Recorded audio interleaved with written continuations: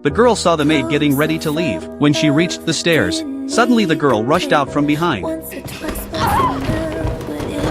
Under the weight of her family's blame, Ursula was so nervous she couldn't say a single word. Her family thought she had psychological issues, so they took her to see a psychiatrist. Unexpectedly, they got into a car accident on the way.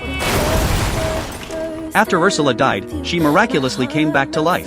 In this life, she still chose to push the maid down the stairs, but on the way to see the psychiatrist, she instinctively bent down to pick up a glove on the ground. Just a few seconds delay allowed her to avoid the car accident. She made it to the psychiatrist.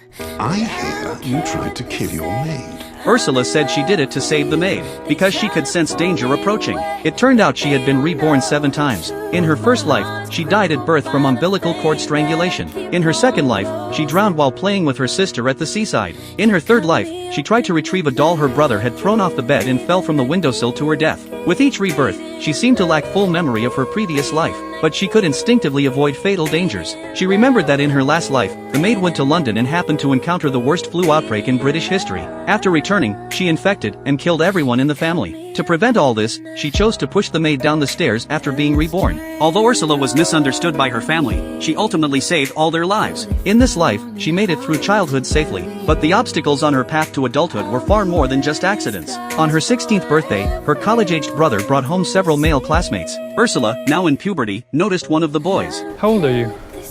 16. You're shivering. It's freezing out here. I can warm you up. The boy's behavior was blunt and aggressive. Only her brother's shout saved her. The boy walked away as if nothing had happened, leaving her standing there alone. She didn't dare speak up. She could only comfort herself by thinking this was love. But one retreat led to even more brazen behavior. Because Ursula didn't know how to say no, the next time they met, the boy stopped her again. Ursula tried to resist, but the boy covered her mouth. Then the boy unbuckled his belt. English girls. The boy shamelessly pulled up his pants and walked away. The girl was engulfed in shame. She couldn't let it go for a long time. Sometime later, Ursula didn't notice her belly beginning to swell. Her mother joked that she was gaining weight. Only then did the girl notice the changes in her body. After consulting some books, Ursula finally confirmed that she was pregnant. The girl was on the verge of collapse. She planned to run into the path of a speeding train to end her life, but the train slowly came to a stop. Thought this was the express. This is the London train.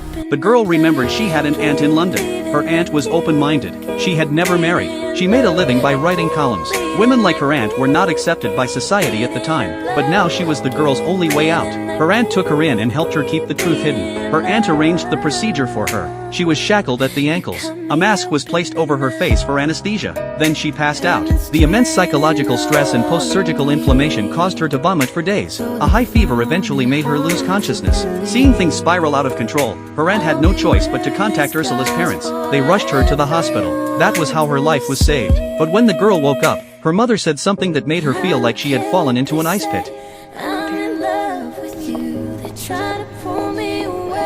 After being discharged, her mother treated her with coldness and distance. The once warm home now constantly reminded her of her shame. She chose to leave her hometown and venture alone to another city. She moved into a rundown apartment. She enrolled in a typing course. She wanted to become a clerk and support herself. In class, she followed the teacher's instructions and practiced touch typing with her eyes covered. She suddenly felt the teacher walk up beside her. From his increasingly heavy breathing, the girl guessed what he was doing, but she didn't dare remove the blindfold. She could only pretend nothing was happening. On a messy, rainy day, the girl met a man. He helped Ursula to her feet and picked up the things she had dropped. His gentle actions gave her the wrong impression, so she believed this man was her destined one. But fate still seemed unwilling to let this girl go. The man before her turned out to be a demon who pushed her into an endless abyss.